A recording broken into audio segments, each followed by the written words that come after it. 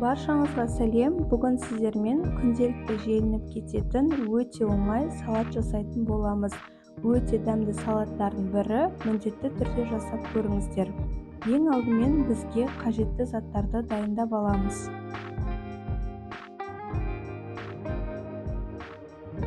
Жылқының піскен етін алып, ұзынша етіп турап аламыз.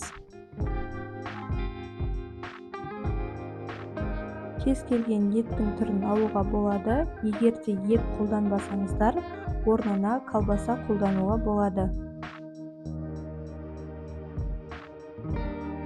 Етті турап, ыдысымызға салып аламыз. Мөлшерін көбейтіп, азайтып жасай бересіздер.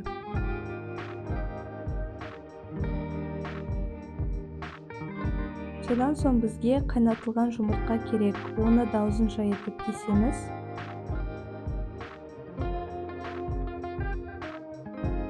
Барлығын біркелкі әдемі етіп кесіп, ыдысымызға саламыз. Одан кейін бізге осындай балғын қияр қажет болады. Қиярды да дәл солай ұзынша етіп турап аламыз.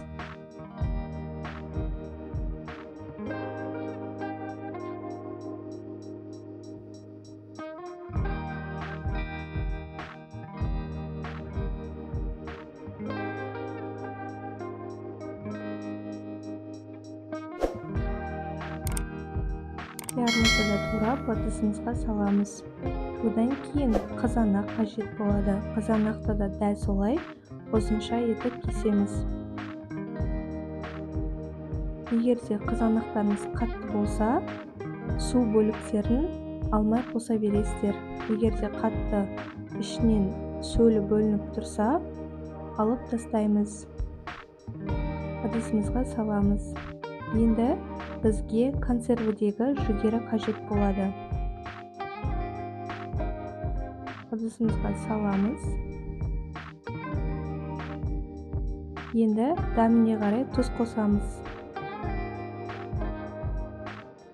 Содан кейін майонезді салып, жақсылап араластырып шығамыз.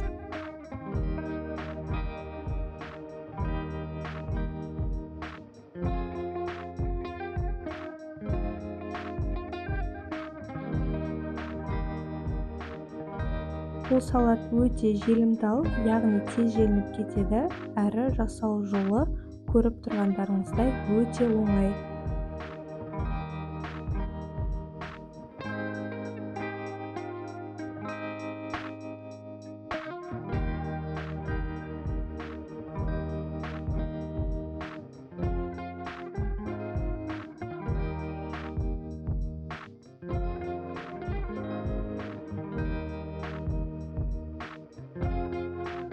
Егер де сіздерге видео ұнаса, лайк басып қолдап кетіңіздер, және каналға тіркелмеген болсаңыздар, тіркеліп кетуді де ұмытпаңыздар.